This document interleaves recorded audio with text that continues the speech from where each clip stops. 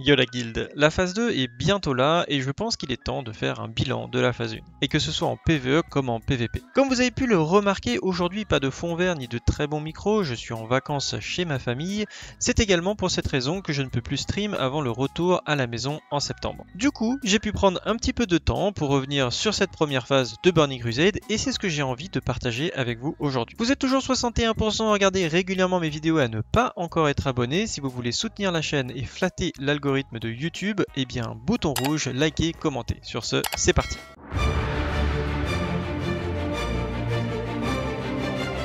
Alors on commence par la sortie de l'extension, donc le passage finalement de la version classique Vanilla vers la classique TBC, donc Burning Crusade. Je dois dire que ça s'est plutôt pas trop mal passé. Alors je sais que certains, encore une fois, me diront que ils ont été bloqués, qu'ils ont eu des problèmes pour passer la porte, etc. Mais globalement, j'ai envie de dire que ça s'est quand même plutôt pas trop mal passé. Moi j'ai pu passer la porte assez rapidement, pas mal de mes collègues aussi. On a eu une personne qui était bloquée, du coup on s'est juste baladé la péninsule, on allait se coucher, on a joué le lendemain.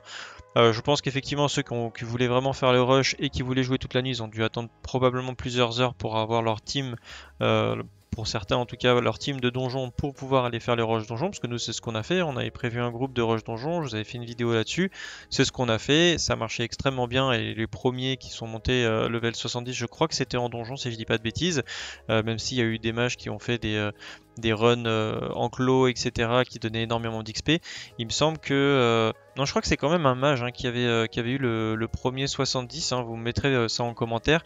Mais après, ceux qui sont allés le plus vite, il me semble que c'était quand même des groupes donjons qui spammaient quand même de manière assez énervée. Donc les mecs étaient full T3, conso, ils avaient absolument tout. Et ils roulaient sur les donjons, donc du coup ça leur donnait énormément d'XP. Après, globalement, au niveau de la sortie, je trouve que c'est quand même plutôt pas trop mal passé. Le layering était plutôt bien dosé. J'ai pas eu trop de lag. Alors le truc qui était chiant côté Alliance, c'était surtout le PvP sauvage parce que la horde était en surnombre d'absolument partout, que ce soit sur les pierres de TP, dans le world, etc. Donc c'était très facile pour eux d'engager du PvP sans qu'on puisse pas faire grand chose, que c'est toujours du 3 contre 1 en général, on va dire en moyenne c'est 3 contre 1. Donc ça c'est un peu chiant côté Alliance, on viendra on fera un retour sur ce sujet par rapport au PVP plus tard. Mais après au niveau de la gestion du lag, des serveurs, etc., on va dire que c'était plutôt pas trop mal et ça va, on a passé un bon loving, on a passé des bons moments à monter nos personnages. Ensuite il y a eu la préparation au premier raid, donc pouvoir aller rapidement faire Karazhan, etc., Moglar, Magteridon et Gruul. Donc ça demandait d'aller faire un certain nombre de donjons, d'aller récupérer ce qu'on appelle des prébis. D'ailleurs pour ceux qui savent pas ce que c'est un prébis, je vous ai fait une vidéo sur le sujet. Et ça c'était plutôt rapide parce que au final pendant le leveling on avait déjà monté quasiment toutes les réputations, on a pu commencer les donjons héroïques tout simplement assez rapidement en guilde, parce que c'est vrai que les donjons héroïques, c'est le sujet juste d'après d'ailleurs, vous allez voir c'est quand même pas évident. Mais sur un propre personnage, en tout cas il y avait énormément de gens qui faisaient des donjons, que ce soit les donjons bas level ou les donjons haut level, donc on trouvait des groupes très facilement sur toute la méta de hype qu'il y avait au début de Burning Crusade, c'était vraiment une méga hype qu'on a eu, qui est descendue très vite d'ailleurs, on va en parler juste après, mais il y avait une hype assez monstrueuse, donc du coup il y avait beaucoup de monde pour donjons, c'est toujours le cas aujourd'hui, rassurez-vous, là quand je regarde en pleine journée ou en fin de journée, en tout cas sur les gros serveurs Sulfuron, sur Sulfuron où je me trouve, il y a énormément d'annonces pour donjons, évidemment moins d'annonces bas level, ça c'était lié vraiment à la méta de leveling où tout le monde part 60, ça de toute façon ça c'est un moment un peu unique sur chacune des sorties d'extension, mais je sais qu'il y en a pas mal qui encore aujourd'hui pex en donjon sans trop de difficultés, surtout si vous êtes tank ou heal évidemment. Donc ensuite nous on a attaqué nos Karazhan, alors nous effectivement pendant qu'on était en train de préparer, quand je dis nous c'est les guildes à peu près normales, il y avait effectivement des guildes très tryhard de très haut niveau qui étaient là pour essayer de clean tout pour la performance le plus rapidement possible. On notera donc la guilde Progress du royaume européen, donc Firemo, qui a enchaîné la plupart des World Feast sur les raids de classique, et on notera leur premier down de repère de Gruul, repère de Magteridon et Karazhan, et ce même pas 24 heures après la sortie du jeu. Donc c'est là où on comprend mieux la phase supplémentaire de Blizzard qui ont pas intégré tout simplement le palier T5 directement à ce niveau-là, puisque certaines guildes auraient un écart beaucoup trop important par rapport au reste de la plèbe, disons. Pour rappel, en 2007, donc sur la première sortie de Burning Crusade, c'était les joueurs de Nilium qui avaient mis 19 jours avant de vaincre Gruul, et ensuite ils étaient passés sur Magterizon, ça leur a pris 40 jours après la sortie de TBC pour le tomber. Côté français, on notera que Tribe a fait donc le 3e kill world du roi Moglar et Gruul, et a terminé en 2e position sur Magterizon, ce qui est vraiment déjà une très bonne performance, donc GG à eux. Et on peut évidemment s'attendre à plein de nouvelles performances sur les prochains paliers qui sont, je pense, encore plus intéressants que cette première phase avec des raids assez basiques quand même. D'ailleurs, dites-le moi en commentaire, où en êtes-vous avec votre progress de votre guild? Est-ce que vous avez tout clean Karazhan en 11 sur 11? Est-ce que vous avez clean Gruul? Est-ce que vous avez clean Magterizon? Est-ce que ces boss là vous posent toujours des problèmes ou est-ce que c'est tranquille pour vous? Ensuite, il y a les héroïques. Alors c'est intéressant les héroïques parce que comme je l'avais dit, c'est quand même quelque chose où il y a de la difficulté, parce qu'il y a beaucoup de gens qui se plaignaient de la difficulté sur WoW classique. Là pour le coup, je trouve que les héroïques, il y a une vraie difficulté, surtout quand on y va en pick-up. Les groupes pick-up, c'est extrêmement difficile de faire des héroïques, on va dire, assez rapides. En général, ça clean. Mais la différence entre un bon groupe, ça va être divisé par 3 ou 4 le temps. Par exemple, moi en guild, j'arrive à faire des Arcatraz en, je sais pas, 45 minutes, alors que quand j'y vais en pick-up, des fois je mets 3 heures, voire 3 heures et demie, avec des boss qu'on n'arrive pas à tuer. D'ailleurs, je pense que je vous ferai un guild spécifique à Arcatraz qui a plein de choses très intéressantes à dire. Bref, je pense que les héroïques resteront pendant toute l'extension Unchallenged. Alors effectivement, quand vous aurez des tanks full T5, T6, ce sera beaucoup plus facile, on va pas se mentir. Pareil pour les healers, parce que c'est vraiment la relation heal-tank qui rend l'instance, je trouve, beaucoup plus facile. À partir du moment où on peut face tank, on n'est plus obligé de faire du kitting, etc. Ça rend les choses plus simples. Mais voilà, si vous faites une erreur, un mauvais pull, un aggro, un fear qui ramène à un mauvais endroit, etc., on pourra toujours wipe assez facilement en héroïque. Ça tapera toujours très très fort.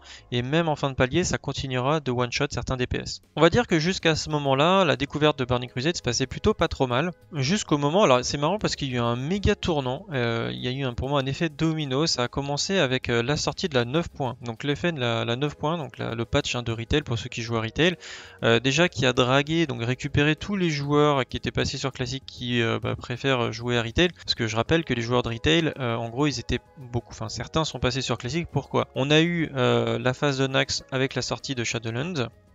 Après, sur Shadowlands, il y a eu 2-3 mois de progress, découverte de Shadowlands, et pas mal de joueurs se sont lassés. Moi, personnellement, je me suis assez rapidement lassé de Shadowlands parce que le farmer en boucle, la réputation, c'était trop long, c'était trop répétitif, ça m'a saoulé. Après, il y avait Torghast. Torghast, c'est pareil, c'était rigolo au début, mais après, ça m'a saoulé. Les arènes, pour moi, toutes les faiblesses qu'il y avait déjà sur la bêta de Shadowlands sont passées après sur la version live, et du coup, les arènes étaient pas très intéressante. Néanmoins, j'étais quand même content de remettre un pied en arène et de jouer un petit peu mon druide. Ça m'a permis de me reprendre des concepts de base que moi je n'avais plus parce que j'avais pas fait des arènes depuis une dizaine d'années, et il y a beaucoup de choses qui ont changé et des add-ons qui apportent beaucoup de choses, qui rendent les choses beaucoup plus faciles entre guillemets, qui donnent plus d'informations, ce qui permet de jouer mieux au final. Et on aura les mêmes add-ons sur Burning Crusade classique, donc du coup forcément c'était très bien de revenir sur cette expérience là et de réapprendre un petit peu à jouer, en tout cas avoir un minimum syndical. Donc ça me permettra, je pense, de commencer les arènes qui seront le sujet d'après. Donc du coup ça a commencé, donc on a eu Shadowlands qui est arrivé sur la sortie de Naxxramas à une époque, donc ça a dragué beaucoup de joueurs de classique à ce moment là qui sont allés sur SL, ça a tué des guilds sur la sortie de Naxx, donc là c'était très mal timé je trouve de la part de Blizzard. Je pense qu'ils n'avaient pas trop le choix parce qu'ils avaient déjà repoussé la sortie de Shadowlands une fois, ce qui est extrêmement rare pour Blizzard à cause du Covid, et donc du coup ils pouvaient pas vraiment se permettre de le repousser une deuxième fois, mais l'effet est là, c'est-à-dire qu'il y a des guilds qui se sont cassés la gueule sur la sortie de Naxx. Il y a eu un autre effet aussi, ça c'était le verrouillage de certains serveurs comme Sulfuron. Bon, ça on n'en a pas trop parlé, mais le fait que Sulfuron par exemple et d'autres serveurs anglais ont été verrouillés, c'est-à-dire les gens ne pouvaient plus s'inscrire dessus pendant une période qui a été presque 8 mois, ça a tué également des guilds, plus personne pouvait reroll sur ces serveurs là. C'était pendant le confinement, hein. Il y a tout le monde qui s'est mis à jouer à WoW parce qu'ils ne savaient pas quoi faire pendant le confinement. Et on a eu une arrivée monstrueuse de joueurs sur WoW classique, et du coup ils ont verrouillé Sulfuron, ça a posé pas mal de problèmes. Ensuite on a enchaîné avec Naxx et la sortie de Shadowlands, ça a encore réduit le nombre de joueurs qui étaient présents à un moment donné, Voilà, bon, ça va pas empêcher les grosses guildes de clean Nax sans trop de problèmes, et je pense que beaucoup d'entre vous l'ont clean, surtout par rapport à l'époque. Mais voilà. Ensuite, bon, les gens se sont lassés de Shadowlands, comme je l'ai expliqué. Il y a pas mal de joueurs qui ont commencé à reprendre classique. La hype, il y avait la bêta de Burning Crusade en début d'année qui a commencé à hyper un petit peu tout ça, que ce soit côté anglais, côté FR. Moi, je le voyais au niveau des streams, hein, c'était du x3, x4 sur mon stream, alors que je me suis lancé très récemment à stream. Je voyais d'autres streamers français et anglais qui faisaient du x4 également sur leur truc, donc au lieu d'être à 500, 600, ils étaient à 1000, 1500. Donc là, on sentait qu'il y avait beaucoup de gens, hein, beaucoup d'intérêt par rapport à cette extension, et elle était très très bien partie, parce qu'au moment où c'est parti, où ça a lancé, il y avait énormément de monde, c'était la folie. Je voyais les gens qui passaient le portail, j'ai jamais vu ça avec autant de monde, autant de layers, c'était du jamais vu. Et puis voilà, donc ça a duré quelques semaines, je dirais deux, 3 semaines, un mois, à peu près un mois, ça se passait vraiment très très bien. Et ensuite, il y a eu la sortie de la 9.1, alors je sais plus exactement combien de semaines après la sortie de TBC, mais assez rapidement, la sortie de la 9.1, qui a été testée par la plupart des joueurs, des streamers, etc., dont Asmongold, je parlais de lui parce que c'est le plus important, qui impacte le plus la méta, et qui s'est plaint, encore une fois, hein, j'ai envie de dire, après je pense que certaines de ces critiques sont légitimes depuis très longtemps, comme beaucoup de streamers d'ailleurs, qui s'est plaint de l'extension, du manque de contenu innovant, que c'était un peu toujours la même chose, que ça n'apportait rien et que le PvP était toujours pareil, un peu claqué au sol. Et donc du coup, eh bien, tout simplement, il a rage quit. Voilà, il a rage quit. Il est passé sur FF14 en étant très virulent au niveau de l'équipe de développement, etc., qui lui a répondu un peu pareil. Et donc du coup, il est parti sur FF14. Ce qui s'est passé, c'est qu'FF14 a fait son record d'abonnés de tous les temps grâce à Asmongold, hein, ils l'ont dit, c'est pas grâce à quelqu'un d'autre, c'est Asmongold qui a dragué énormément de joueurs avec son stream. Il a dépassé 100 000, 150 000 viewers, c'était n'importe quoi. Et ils ont battu leur record et ils continuent à enregistrer des records de subs sur FF14 juste parce qu'un streamer a décidé de passer sur ce jeu-là. Ce qui est très très intéressant puisque ça montre, ça prouve par A plus B aussi que l'influence des streamers par rapport au jeu, en fait, par rapport à la réussite au jeu, et puis par rapport à l'argent derrière. Ce qui pourrait être assez intéressant puisque ça pourrait prouver aussi que il vaut mieux écouter quand même ce que dit la communauté et les streamers qui sont un peu la voix de la communauté, puisque les streamers en général écoutent aussi ce que leur dit leurs viewers et derrière retransmettent aussi leur ressenti, le ressenti des viewers. C'est un peu la parole parfois des communautés qui sont pas très entendues sur les forums et autres. Et peut-être que ça encouragera aux gros éditeurs de dire ah oui, ok, en fait quand il y a des gros streamers qui basculent sur un jeu, ça crée de l'argent. Si ça crée de l'argent, là ça les intéresse. Donc peut-être que ça va donner du crédit aussi à la voix des streamers, des youtubeurs qui des fois font des choses, pas toujours, hein, mais des fois font des choses très construites, que ce soit sur le PvE, que ce soit sur le PvP, qui font des retours beaucoup plus objectifs parfois que les éditeurs eux-mêmes. Bref, donc ça c'était le point de départ, hein, c'était le shifting de Asmongold vers FF14 et là il y a eu plein de problèmes qui sont accumulés. Donc il y a eu le procès qui est arrivé hein, sur Blizzard, je sais pas s'il est délibéré déjà ou pas, j'ai pas trop suivi, mais ça a enchaîné des problèmes sur le procès de Blizzard, sur le PDG qui a quitté, le remplacement de beaucoup de gens, la fermeture des bureaux. Il y a plutôt des bureaux de Paris qui sont fermés cette année, si je dis pas de bêtises. Là, je sais pas s'ils sont déjà fermés, mais en tout cas, ça devrait pas tarder. Beaucoup de personnes de chez Blizzard qui nous ont quittés, hein, comme Tiverne, hein, que je salue, qui nous a bien accueillis quand moi j'ai rejoint la team France de l'équipe streamer de Blizzard. Voilà, gros merci à Tiverne. Et puis, qui était hyper sympa. Toute l'équipe qu'on a rencontrée était hyper sympa. Mais je pense que c'est surtout les hautes sphères en fait d'Activision Blizzard qui sont un peu déconnectées du jeu, qui sont vraiment pas dans le jeu et malheureusement qui s'intéressent vraiment qu'aux valeurs monétaire plutôt que à la viabilité du jeu et au retour à court terme, malheureusement. Donc peut-être que ça va changer. J'espère que ce coup de fouet, on va dire, qui s'est passé, le coup de tonnerre même qui est arrivé sur Blizzard, j'espère que ça va les pousser. Je sais qu'ils sont en train de faire des recrutements PVP notamment, et puis pour plein de profils, ils recrutent des développeurs. Donc peut-être un renouveau de l'équipe dirigeante et de l'équipe de développement qui pourrait faire potentiellement énormément de bien au jeu et peut-être sur les prochaines extensions. Voilà, pour moi je vois deux possibilités hein, sur les extensions. Donc déjà la suite de classique, probablement un cataclysme classique. Moi personnellement, voilà, cataclysme classique ça me hype moyen. Je pense qu'il y en a qui seront intéressés, hein. C'est pas parce que moi j'aime pas que certains n'aimeront pas un cataclysme classique. Après il faut jamais dire jamais, je dis que j'y jouerai pas mais on sait pas.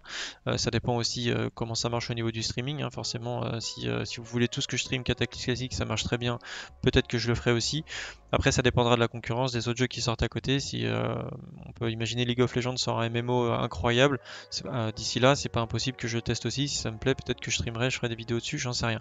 En tout cas, moi pour l'instant, je focus classique jusqu'à fin WTLK. C'était l'objectif, c'était le pari aussi de monter une chaîne Twitch et YouTube jusqu'à la fin de WTLK classique. Pour l'instant, ça se passe extrêmement bien, même si je vous ferai, c'est pas le but aujourd'hui de vous faire un retour sur les projets de chaîne. Donc du coup, il y a eu en fait une sorte de vide de WoW, que ce soit WoW Retail et WoW classique, par rapport à ces différents dramas, par rapport à ces différentes choses. Néanmoins, je pensais que ça serait pire que ça. Je note depuis les dernières semaines un retour sur WoW classique. Il y a beaucoup de joueurs qui aiment WoW classique et qui reviennent. Alors déjà ceux qui sont partis sur Retail, qui sont déçus, qui reviennent sur WoW classique parce que WoW classique, on sait où on va, hein, concrètement, les raids sont sympas, la phase 2 arrive, avec des raids un peu plus HL, avec probablement du progress pour certaines guildes vont tout clean direct, d'autres non, c'est pas si facile que ça, on va dire que globalement ça reste facile par rapport au PvP de WoW, mais c'est de l'organisation, etc. Donc ça sera pas facile pour tout le monde, il y en a pour qui ça va être très facile, il y en a pour qui ça va être un peu plus dur, comme pour certains qui actuellement n'arrivent toujours pas à faire le 11 sur 11 pardon, à Karazhan, ou qui ne tombent pas encore Grul ou Mactéridon ou difficilement. Il y en a qui le font en pick-up, mais il y a des guildes qui n'y arrivent pas encore. Donc voilà, si chacun après le fait à sa vitesse, c'est comme ça, c'est normal, il en faut pour tous les goûts. Et sachant que, il faut pas oublier, il y a beaucoup de gens qui débutent sur WoW classique, hein. C'est pour ça aussi que j'ai fait quelques vidéos sur les débutants, parce qu'il y en a qui découvrent pour la première fois cette extension, et pour eux tout est nouveau, et ils n'ont pas forcément le niveau de jeu. Il faut être un peu plus patient avec certaines personnes, et ça sert à rien de se moquer, parce que quelles étaient vos performances à l'époque quand vous avez commencé le jeu, sûrement inférieures aux gens qui se lancent aujourd'hui, parce que évidemment ils ont accès à beaucoup plus d'informations et doivent progresser beaucoup plus vite que nous à l'époque. Bref, je pense que globalement l'extension se part plutôt bien et je vois beaucoup de monde dans ma guilde, ça se passe super bien, on a beaucoup de demandes d'apply, je vois que les gens recrutent, ça cherche des joueurs dans tous les sens pour la phase 2 et il y a beaucoup de vie dans le jeu. On va parler aussi un petit peu de la phase 2, mais avant de passer à la phase 2, on va parler donc du PVP global, hein, mon analyse PVP sur la première saison ou non-saison, je sais pas comment on peut l'appeler. Faut savoir que Blizzard, de manière générale, j'ai l'impression depuis les dernières extensions, ne s'intéresse que très peu malheureusement au PVP, alors que je pense que sincèrement ça pourrait être quelque chose qui leur apporte un cash flow énorme. Le PVP, si c'est bien fait, c'est du contenu facile en fait, hein, c'est du contenu facile. En tout cas, je pense que c'est beaucoup plus rentable de créer du contenu PVP de qualité que du contenu PVE de qualité, pour la simple raison que le contenu PVE, il faut créer les raids, il faut créer les quêtes, enfin tout l'univers en fait d'un palier de progrès, ça demande énormément de temps, énormément de travail, alors que créer des arènes, une arène, une fois qu'elle est créée, elle est créée, après il faut juste gérer l'équilibrage, et si les gens y kiffent, ils peuvent tourner en boucle, en rond pendant des arènes à l'infini, il n'y a pas de limite, comme League of Legends, bon ils rajoutent des héros régulièrement, etc. Mais la carte, est-ce qu'elle a changé? Non, elle change pas, donc en termes de développement, au final, on se centralise plutôt sur de l'équilibrage et la gestion des héros, ce qui est pas facile, je dis pas que l'équilibrage c'est facile, c'est d'ailleurs très difficile, je pense, d'équilibrer des classes et des héros, etc. Mais je pense que le jeu en vaut la chandelle. Et je pense que Blizzard n'a jamais pris la mesure, n'a jamais réussi à évaluer qu'est-ce que ça pourrait leur rapporter d'avoir un PVP intéressant dans le jeu. Parce que là, il y a beaucoup de gens qui vont dire oui, mais les gens aiment pas le PVP sur WoW. Oui, mais les gens aiment pas le PVP sur WoW parce que le PVP de WoW est mal fait, et ce depuis très longtemps. Et ils sont passés à côté de beaucoup d'opportunités selon moi. Après, rien n'est perdu. Peut-être que Blizzard pourrait remettre la main à la pâte et réinventer le PVP de WoW.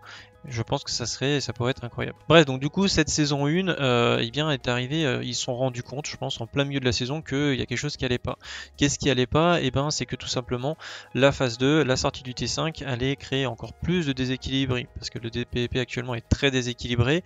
Il est déséquilibré déjà par rapport aux personnes qui avaient stocké de l'honneur sur Vanilla, qui avaient toutes les marques, qui avaient les 100 marques, et qui avaient 75 000 d'honneur, qui ont plus chopé tout le stuff bleu, et donc du coup, commencer les arènes dans de bonnes conditions par rapport à ceux qui n'avaient pas de résilience, monter leur cote rapidement au détriment de ceux qui n'avaient pas de résilience, c'est-à-dire qu'on pouvait entre guillemets aspirer parce que juste simplement on a une bonne compo et qu'on a de la rési, on atomise tout simplement ceux qui n'ont même pas de trinket PVP, hein, parce que moi j'ai eu mon trinket par exemple sur mon druide récemment, j'ai un pote qui a commencé à jouer au début qui a eu son trinket récemment, qui doit avoir 40 résilience, parce que beaucoup de joueurs qui ont d'abord fait le PVE parce que voilà, c'est le plus intéressant pour nous, pour beaucoup de joueurs c'était de faire Karazhan, de clean les raids, etc.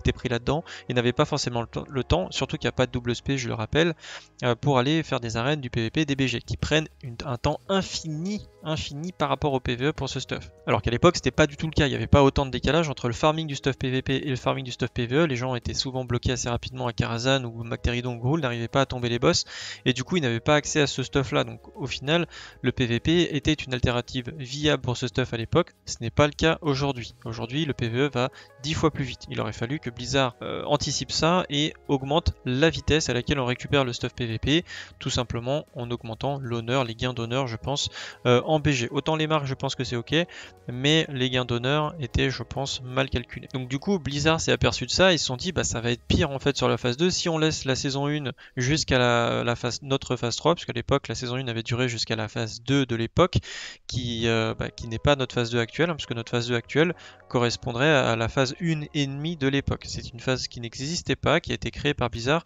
pour mettre une limite, tout simplement, comme je l'ai dit tout à l'heure, il y a des guilds qui avaient clean Karazhan en 24 heures, bah là, du coup, s'ils n'avaient pas mis de limite, probablement que beaucoup de guilds auraient déjà tout clean et ça retirait pas mal d'intérêt, surtout qu'ils n'avaient pas encore fait le PTR, les tests je pense aussi sur l'œil et SSC, donc ça leur laissait un délai supplémentaire pour tout tester et il y en avait besoin puisque apparemment sur le PTR il y avait pas mal de bugs. Bref, donc du coup qu'est-ce qu'a fait Blizzard? Et ben ils se sont dit bon bah il y a un problème en PvP, donc on va raccourcir la saison 1, donc ils vont l'arrêter sur la sortie de la phase 2, ce qui fait que ça sera la plus courte saison je pense de toute l'histoire de WoW. Alors si vous avez vu une saison plus courte dites-le moi en commentaire, mais je pense que moi en tout cas sur les saisons que j'ai jouées, je pense que c'est la saison la plus courte de tous les temps. Donc qu'est-ce que ça fait? Ça va faire que ceux qui avaient déjà la chance de prendre de l'avance sur le stuff PvP, qui sont actuellement full S1, qui avaient déjà tout farmé, qui ont fait que du PvP toute la saison, et ces gens-là, tant mieux pour eux, ils vont probablement avoir un Glad ou un Rank 1 assez facilement parce qu'il n'y a pas énormément de concurrence non plus. Alors je dis pas que c'est pas des bons joueurs et qu'ils le méritent pas, probablement qu'ils le méritent, il y a très grande chance que les joueurs qui sont aujourd'hui gladiateurs ou Rank 1 le seront de toute façon sur la saison 2, qui sera je pense la saison la plus jouée, mais c'est surtout des joueurs qui je pense voulaient faire du PvP, qui ne pourront pas avoir de titre tout simplement alors qu'ils avaient le niveau, et j'en connais beaucoup, mais actuellement ils ont pas de stuff, ils ont rien, donc voilà. L'arrivée de la phase 2 va donc corriger ce problème là par rapport à ce que je vous ai dit dans ma dernière vidéo où je vous ai dit d'arrêter de farmer l'honneur et plutôt de vous concentrer sur vos réputations si c'est pas déjà fait, parce que tout simplement ils vont mettre le gear qui est arrivé en phase 6, je crois que c'était P6 à l'époque, si je dis pas de bêtises, ou P4, je sais plus, je crois que c'était P4 à l'époque, c'est P6 chez nous, je sais plus. Enfin en tout cas le patch de Sunwell, voilà on va dire plutôt le patch de Sunwell, où ils avaient rajouté un équipement de réputation qui était prévu dans le jeu, qui avait les mêmes stats que le stuff PvP Honor, qui coûte à peu près 150 gold, qui vous demandait à l'époque de monter honoré. Donc là c'est fini, ça sera pas honoré, hein, même si c'est marqué ça sur WoD actuellement, comme j'ai dit dans ma dernière vidéo, c'est bien révéré qu'il faudra être dans les différentes factions pour acheter ce stuff. Donc vous avez encore quelques semaines pour monter rapidement vos réputations, comme ça quand la phase sort, vous avez juste à acheter le stuff qui vous intéresse et ça vous évite de farmer 70 000 d'honneur à peu près, un petit peu moins je crois, ce qui représente vraiment plusieurs semaines de farm. Moi personnellement pour faire 70 000 d'honneur, je pense qu'il me faut 2 ou 3 semaines par rapport à mon temps de jeu, voire plus. Honnêtement, voire plus, parce que je n'ai pas le temps de passer tout mon temps en BG, c'est impossible par rapport à ce que je fais, les vidéos, le stream, le PvE, c'est le farming de gold, les vidéos, enfin c'est juste pas possible. En fait, je peux pas farmer, alors après il y en a qui peuvent, hein, bien sûr, mais pour moi c'est pas possible. Donc du coup, pour moi c'est énorme, je suis très content qu'ils ont fait ça, même si encore une fois, pour moi c'est pas la bonne décision, ils auraient dû monter l'honneur en BG, parce que ça oblige les gens de faire du PvE encore une fois pour faire du PvP, alors que pour moi le PvP, pour avoir de l'équipement PvP, il faudrait faire du PvP. Bref. Donc en tout cas, on va récupérer ce stuff là, ça va vous permettre de faire un full set rési, d'avoir les bonus de cette résilience, les bonus des gants PvP, il faudra juste farmer un trinket, donc voilà, farmer un trinket en PvP si vous pouvez le farmer, ces trinkets ils coûtent 8k je crois, 8200, un truc comme ça d'honneur, donc farmez votre trinket PvP, souvent au niveau du trinket, vous pouvez, le trinket DPS, vous pouvez récupérer celui des insignes, hein, qui est généralement bien, donc il faudra faire quelques donjons héroïques, mais avec les donjons héros etc, ça se fait assez facilement pour avoir le trinket, que ce soit le trinket caster ou heal. Après ils ont fait le discount comme je l'ai expliqué sur le saison 1, donc moi je vais acheter le full saison 1 assez rapidement, qui est vraiment très bien en termes de statistiques. Voilà, mais pour moi en tout cas, le début du PvP, c'est le début de la saison 2 où tout le monde normalement devrait avoir accès assez facilement au stuff PvP et pourra commencer les arènes, le PvP extérieur, les events, éventuellement le début des events, parce que j'aurais voulu faire des events sur la saison 1 mais c'était pas possible, il n'y a personne qui faisait du PvP. Mon effectif PvP de ma guilde pour l'instant n'a pas vraiment fonctionné. D'ailleurs si vous êtes intéressé pour faire du PvP sur la saison 2, probablement que je vais reprendre le recrutement PVP dans ma guilde. Et si ça vous intéresse, je cherche des personnes qui sont motivées pour créer des événements et qui aiment faire des événements sur World of Warcraft classique. Bref, voilà pour le PVP. On passe ensuite à la phase 2, donc la sortie de ces SSC et l'œil. Donc des premiers retours que j'ai vus, des vidéos et des tests que j'ai pu faire sur le PTR de SSC ainsi que de l'œil, et ben c'est assez facile. Voilà, c'est assez facile par rapport à des joueurs en tout cas qui ont un bon niveau, on va dire des joueurs qui ont tout clean actuellement sur WoW classique. Je pense que vous n'aurez pas trop de problèmes, pas trop de difficultés sur le SSC et l'œil. On va dire que les deux boss qui vont être compliqués, ça va être Dame Vache, Kel'Thas, qui sont les derniers boss. Une fois que vous aurez maîtrisé la strat à ce niveau-là, ça va être du clean sans trop de problèmes. Ils ont doublé les tokens T5 du coup et T4 sur les raids 25, donc ça veut dire que ça va vraiment permettre de vous stuff beaucoup plus rapidement, d'avoir un engrenage de stuff qui va vous permettre de clean de plus en plus rapidement. Mais vous allez voir, les combats sont plutôt sympas, il y a beaucoup plus de mécaniques, de plus en plus de mécaniques sur les boss, et ce sera comme ça à chaque nouvelle phase, des nouveaux combats et des nouvelles mécaniques, des nouvelles choses qui vont être apportées dans le jeu, et ce jusqu'à fin WoTLK, où là ça sera un petit peu par rapport à l'expérience classique, je pense, là où il y aura le plus de nouvelles mécaniques, d'originalité sur les combats et aussi de difficulté. Encore une fois, moi je vous conseille de vraiment profiter de Burning Crusade classique, surtout si vous êtes intéressé par WoTLK classique, parce que préparer WoTLK classique ou trouver une bonne guide pour WoTLK, ça se prépare sur Burning Crusade en fait. Après vous pourrez évidemment trouver des bonnes guides aussi si vous arrivez au début de WoTLK, mais passer à côté de Burning Crusade, je trouve qu'il y a quand même une extension assez sympathique, et là surtout le contenu intéressant commence à arriver. C'est maintenant, si vous voulez vous lancer, c'est maintenant, et puis il y a beaucoup de trucs à faire, on s'ennuie pas du tout, il y a 1 milliard de trucs. Moi j'ai toujours pas fini à faire tout ce que j'ai à faire. Alors sur mon paladin je commence à en voir le bout, sur ma druide j'ai quasiment terminé ce que j'avais à faire vu que je focus plutôt le PVP que le PVE, du coup ça prend un peu moins de temps, mais quand même là ça fait plusieurs semaines que je bosse ma druide, que j'ai toujours pas fini, il me reste 2 réputes je crois encore à monter, notamment pour acheter le stop PVP. Donc je reviendrai sur SSC, probablement que je ferai quand même un guide sur SSC, parce que j'ai regardé pas mal de guides anglais, de guides français, etc. Et j'ai vu qu'il me manquait des petites choses, il y a des petites erreurs, alors c'est pas de leur faute, c'est juste que il y a eu beaucoup de choses là on est en pré-nerf, il y a beaucoup de choses qui étaient présentes sur serveur privé, qui étaient présents à l'époque, qui ont été corrigées et tout, qui datent quand même depuis très longtemps et qui marchaient à l'époque, qui ne marchent pas aujourd'hui. Donc du coup moi je ferai probablement une vidéo assez simple, c'est-à-dire je vais prendre mon raid, une fois que mon raid est clean et que c'est bien fait, je vous analyserai, que ce soit les trashs comme ça, comme je fais d'habitude, je vous analyserai les trashs, les boss, nos stratégies, comment on fait, etc. Sachant qu'il existera d'autres stratégies, ça sera juste une strat de base qui marche pour nous, avec notre compo et avec notre aide, mais ça vous donnera peut-être une petite idée ou des astuces pour avancer plus vite sur vos propres raids. Et cette vidéo sortira probablement à peu près, je pense, 1 mois après la sortie du raid, le temps qu'on maîtrise bien le truc. Pour l'instant je vous conseille le guide de Darchi que je vous mettrai en description sur SSC, et je crois qu'il va faire l'œil bientôt, même si il y a des petites erreurs parce que encore une fois c'était lui il a analysé du post-nerf probablement, mais globalement notamment sur les stratégies des boss, la vidéo est très très bonne. Pour finir, on retrouvera, comme je l'ai déjà dit, les banques de guildes et peut-être d'autres modifications sur la phase 2. J'espère que Blizzard fera d'autres modifications, honnêtement. Rajouter la double spécialisation sur Burning Crusade, je pense que ce serait toujours une très très bonne chose. Peut-être qu'il y aura d'autres modifications. Là, ils ont fait les BG interfactions qui sont, on va dire, un moyen, pourquoi pas, de régler les problèmes, notamment côté hors des files d'attente. Moi, je pense qu'ils auraient dû procéder autrement. Je pense qu'ils auraient dû mettre des limites sur les factions, qu'on puisse rejoindre les factions de manière limitée.